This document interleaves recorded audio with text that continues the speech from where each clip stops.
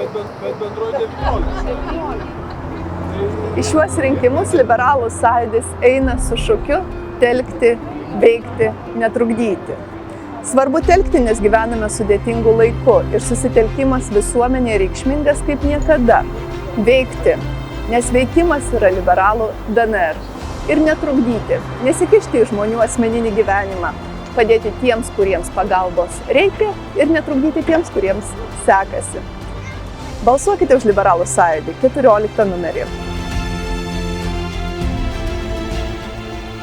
Valstybę, Lietuvą reikia kurti kiekvieną dieną. Būtent valstybės kūrimas yra persismelkęs kiekvienoje Kauno vietoje.